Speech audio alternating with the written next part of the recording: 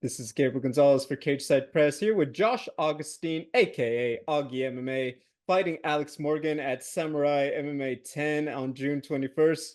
Auggie, first off, it's been a while since you've had a fight. I'd imagine feeling pretty excited as we're just under a month now from the match. Yeah, man, I was looking to have really active 2024, and then I fought in November of last year, and then it was looking like we were shooting for the Ultimate Fighter, and ended up not getting the final casting call, and then you know um, had some trouble kind of booking a fight in May, and now we're all the way halfway through the year already. So, just grateful to have the fight, and it's a big fight for me. So, definitely grateful for it. Now, if I'm not mistaken, is this your, because you obviously tend to have operated in the past out of the Midwest, Shamrock and all that. Is this your first fight officially as a Las Vegas guy? No, this is my third fight since I've been out here in Vegas, but I would this is like my second camp really with Extreme. Um, so yeah, second fight out here. Logistically, how is that feeling now? Obviously, like travel and everything else, depending on where you have your fights, it's a different ball game now, fighting out of somewhere like Las Vegas. I mean, how's that adjustment been, to now really being in your stride of things and operating out of your new home? I mean, this was the best camp I've ever had, and it's all due to the comfortability that I've had. I've built up over the past year and almost year and a half now that I've been here. And that just goes with, you know, um, getting to know my training partners, getting to know my teammates, my coaches, falling in a groove with my coaches and my coaching staff, and having so much trouble getting fights the past year has been really frustrating. And in my mind, like in my mental self talk, will be a lot of like, oh man, why is this going on? I'm having a hard time understanding it because a lot of times you can find the deeper meaning in things, pretty quickly, and it's just tough for me to understand coming into my best years while I'm, having trouble getting in this breakthrough, type of scenario, but not being able to get any fights. And, now I feel like it's all been built to this moment, because it just gave me time to, get acquainted with my coaches and my team and who I needed to have this great camp and to have many more great camps going forward after this fight. So yeah, I'm getting super comfortable out here in Vegas. I love it out here. Love the weather. Love the training quality. Being able to have access over to the PI whenever I go with guys. The coaching staff at Extreme, the training partners. It's second to none. So I'm loving it. I'm loving it out here. Can I ask, we hear about these, mega gyms, your American top teams and places like that with so many people. Obviously, Extreme being so close to the PI for fighters, it's a huge place with a ton of people. I guess, how does the training, how does the coaching staff get divided for something like that? Because I'd imagine, much as people love Vegas and there's plenty of bodies to work around, sometimes getting that time that you're used to at a smaller gym might be a little harder in a place like Extreme. Can you talk a little bit about how you guys figure all that out over there in Vegas? I mean, every coach really has their own system and how they go about things. But generally, for the most part, I feel like the attention is given where it will be best received. And you see a lot of these top coaches, they will be working with other up and coming guys that may not be paying them top dollar like some of their fighters would, which is an obvious reason of why they work with them. And through built relationships as well. But yeah, if you're really wanting to do it and you really want to push yourself, you will get that attention from those coaches, and then that will play out into your game as well, I believe. So yeah, it just each coach really has their own system, and I honestly don't really consider Extreme too much of a mega gym. Like you said, we have a lot of traffic, but we do have our core group in there for sure, and that's very team oriented. And it's not like I've heard stories about American Top Team has so much, like so many people with the dorms and people coming and going as well with their traffic. Like I feel like that's more of like a mega gym, um, because we have our steady group for the most part, I would say, but it's definitely it's the top tier, it's the pinnacle of the sport, and we do get to see, we have a lot of the guys that are in top 15 going, after world titles and stuff like that. So we really are at the pinnacle of the sport, and the coaching staff that we have is really unbelievable. Awesome. I love to hear that. I like to hear, peel behind the curtain a little bit, like how does that operate week to week? I think that's really cool. Hmm. For fans who have not been introduced to you just yet, and this fight will be on Fight Pass, correct? Yeah, main event on Uh, Fight Pass. awesome. Love to hear it. So for fans who are going to be tuning in, maybe they haven't been introduced to you yet, can you talk a little bit about how you first got involved with martial arts? I mean, I just was an athlete growing up, and I just got really interested in watching fights. I grew up watching a lot of boxing and old kickboxing like K1 and Pride and stuff like that, just on Fox Sports Midwest with my dad. And I just was always a fan. Mike Tyson, Roy Jones Jr., guys like that.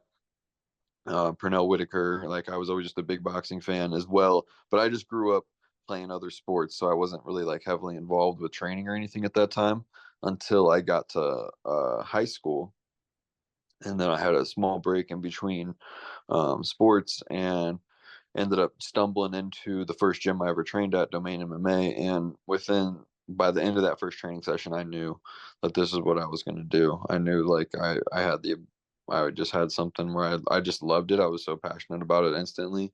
And I knew that my athletic ability would take me a long way in it, especially like where the sport was at that time. So I just stuck with it. One thing led to another. Then I was doing jiu-jitsu competitions. I changed over to wrestling in high school. I did Golden Gloves. I did amateur kickboxing, Muay Thai, amateur MMA, and then turned pro 5 years ago. And yeah, here we are, still running and gunning, I mean, trying hey, to get some bread. sounds like quite a ride. D did this surprise people you going into combat sports? Like, were you a guy that like in school and all that got into fights, or when you signed up, were there a lot of people who were like, "What? What are you doing? This ain't you." No, I grew up with a lot of cousins, and a lot of boy cousins, and a lot of male figures. There was a lot of wrestling and fighting and boxing and stuff like just in like the backyard, and like just being physical, playing sports and stuff like that. And um, definitely got my fair share, of fights growing up as well. And nothing too crazy. I can just remember changing schools and going more to like the suburbs at towards like high school, and then like kind of realizing that people sort of behaved a little differently. Like you don't just fight, your issues out and stuff. And I was like, huh, this is gonna take some adjusting. And you know, then at that time is whenever I started training. So it was like an outlet as well. So for me, it wasn't like too big of a shocker because I was already training at a young age. So by the time I was doing MMA fights, it was like, oh yeah, he's been training and like, has had boxing experience, and like, kind of just grew up like that. How are the friends and family who are not necessarily in the MMA circle in your life? How do they receive it? Do they like going to the shows and all that? Because this isn't like going to your local baseball game or something like that. It's quite the experience. How are your non-MMA friends and family, how do they deal with it? They love it, man. Those are like my biggest supporters right there. My family, like I said, we're all super high caliber athletes. So, I'm the only person that is involved in mixed martial arts currently. Um, so, it's really cool for them to come out, and they get the competition side of it. They understand, the whole other side of it. So, they all absolutely love it. And like my friends are always, wanting to keep up with my career and what's going on, what's up with the next fight, and all that stuff. So everyone's super super supportive. And for me, I try to just like not have those conversations as much as possible with those people, because like I feel like I've had times in my life where it's like almost depressing because it comes like your identity, and like it should like what I do, I don't, it's not who I am. You want to separate it a bit. Yeah, I have to for me, just because it's like it can just overwhelm your whole life, like if you allow it to, because like if you like I just care so much. I just want to be the best so much, but after a while, like you have to just take that pressure off yourself. Like you can't let every training session, every moment, and everything just be about fighting, like because it's not. It's there's time and place for everything, and yeah, of course I want to be a world champion and make millions and billions of dollars and all that stuff, but it's I mean, it's just a game, it's just a sport. It's a very short period of time that I'll be involved with, and then it'll be over. I've got just a couple more before we let you go.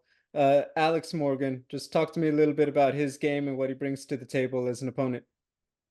Yeah, he's a stadium Muay Thai guy, and he trains out at TriStar. Obviously, got some great coaches, great training partners out there as well, I'm sure. Um, but his nickname is the Chess Master. He seems to be pretty technical and methodical with what he does, but I think I'm gonna have a few tricks for the Chess Master. I think I got a few things that are gonna play into my game very, very well. I think that he might be underestimating me a little bit. I think that my finishes speak for themselves. So I don't I don't want to be in there for forever. He's experienced, and he's, like I said, he's technical. He's the chess master, whatever. He's gonna want to draw this fight out. He's gonna want to make it a tit for tat, back and forth exchange, if I had to expect. And I'm a phenomenal athlete, so those things mesh really well. I think it can make a really incredible fight. Um, I could see it going one way or the other, very one sided, or I could see it being a fucking fight of the year, nasty fight that we should get way more money for than what we're getting paid. But you know, uh, I think it's going to be a great contest that's going to bring the best out of both of us, or one of us. Fair enough. Love to hear it. I'm excited for it. I'll leave you with this one. You talked about a little bit, the tough opportunity and being in the running for that. Hmm. Obviously, main event on Fight Pass is, fights like that tend to propel guys to the next level. What are you hoping to show in this fight and just really, I guess, where do you want to get for yourself in your career by the end of 2024? I think after I beat Alex, I'm getting signed to the UFC. I'm here in Vegas. I'm here ready for a short notice fight. Almost all finishes on my record, all TKOs. Um, you know, I just don't see what else is at the regional level, and I think I'm ready. No, I like that's the number one thing I want to show for this fight is I just want to show that I'm ready for the next level. I want to show that I'm ready to not even just go in and have a short notice fight and be there and be around, like, but I'm ready to go out there and put performances on whenever I get to the UFC. And I'm not saying everything's going to be perfect, everything's going to be dandy, but I'm going to put a hell of a show on every single time I come in there, and I'm ready for to be one of their guys. I'm ready to be one of their guys that they know that they can call anytime. I'll be there on weight, ready to go. I'll do multiple weight classes, and I'll go out there and I'll just fight. Like I'll just fucking get bloody and get them bloody and like not give a fuck, and not everything has to be perfect. Um, I'm gonna go out there and try and snipe some guys and take them out. It'll be pretty for sure, but I'm definitely not shying from the dogfight if they want to pay me correctly. Well, I think a lot of fans are looking forward to it. Josh, best of luck. We appreciate the time. Once again, ladies and gentlemen, Josh Augustine, Auggie MMA, taking on Alex Morgan, Samurai MMA 10 on June 21st, live on Fight Pass. You guys are not going to want to miss it.